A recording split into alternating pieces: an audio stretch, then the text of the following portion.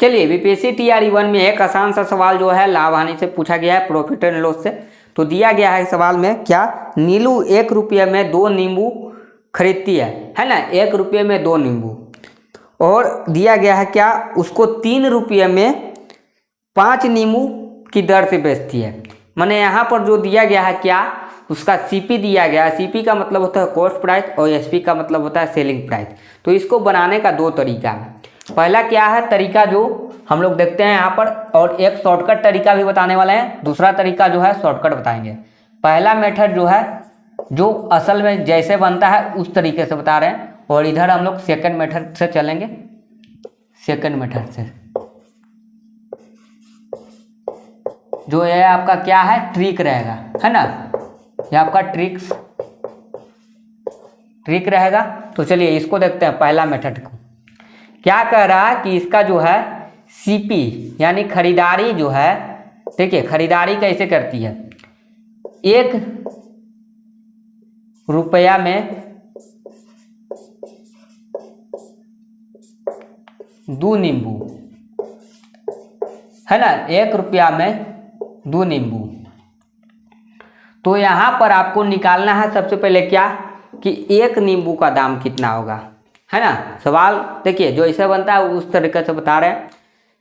खरीदारी जो है इसका 1 रुपये में 2 नींबू की दर से खरीदती है, मैंने 1 रुपया में इसको 2 नींबू दे देता है दुकान वाला, और 1 रुपया में अगर 2 नींबू दे देता है तो 1 नींबू का दाम निकालिए। तो 1 नींबू का दाम कितना हो जाएगा, आधा हो जाएगा।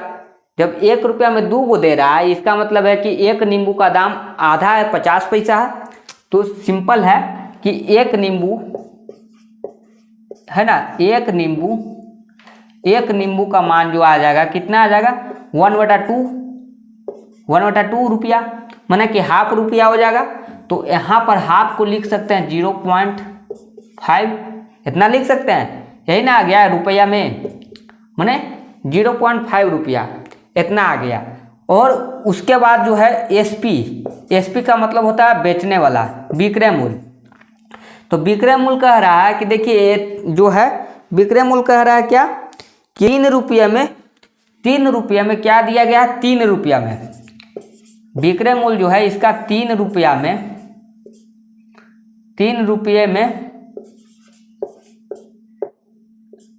5 नींबू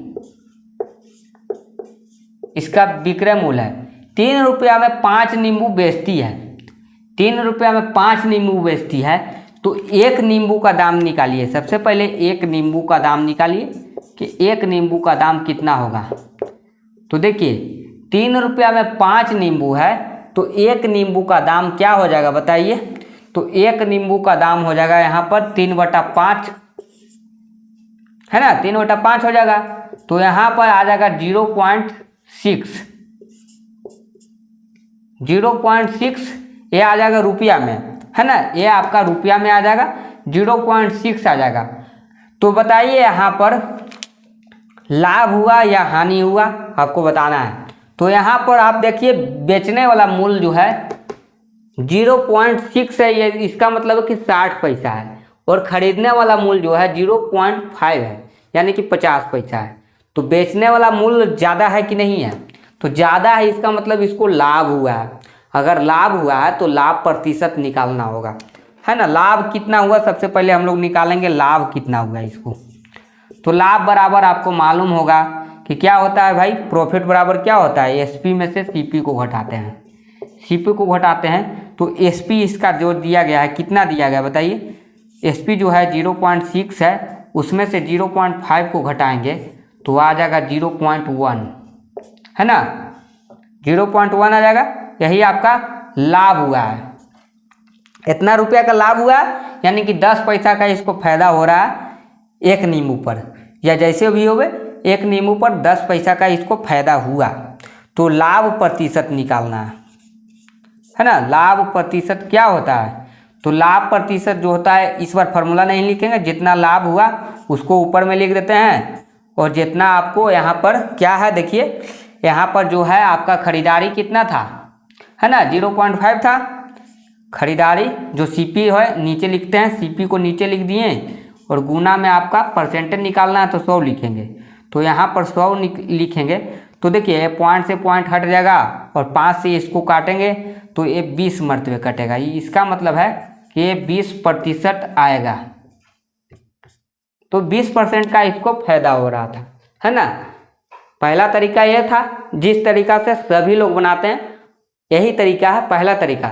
और अब हम लोग देखते हैं इसी तरीका से बनता है, चाहे आप क्लास 8 में भी पढ़े होंगे तो इस तरीका से बना सकते हैं। और चलिए ट्रिक से बनाते हैं। ट्रिक क्या है आपका? ट्रिक में है कि 1 रुपया में 2 नींबू है। तो देखिए 1 रुपया में 2 नींबू है, तो यहाँ पर देखना है कि 1 रुपया है,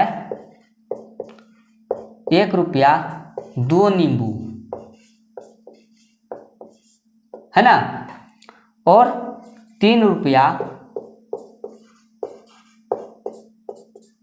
5 नींबू, यही ना सवाल था। 1 रुपया 2 नींबू, 3 रुपया 5 नींबू सेलिंग। और यहाँ पर देखिए ये सेलिंग है, ये और आपका खरीदारी है।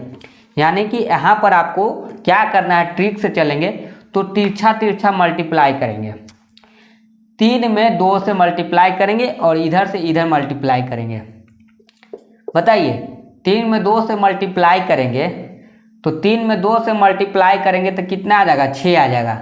और इधर मल्टीप्लाई करेंगे तो यहाँ पर कितना आएगा, 5 आएगा। आएगा कि नहीं आएगा? यहाँ पर क्या करना है, गुना कर देना है, तिरछा तिरछा गुना करना है। 3 दूनी का 6 और 5 एकम 5, इस तरह से गुना कर देना है। और नीचे में जो लिखना है, जो इधर लिखे हैं उसको नीचे में लिखना है। यानी कि 5 को लिखे हैं तो 5 नीचे में लिखना है ना। 5 को नीचे में लिखना है और गुना में आपको 100 लिखना है।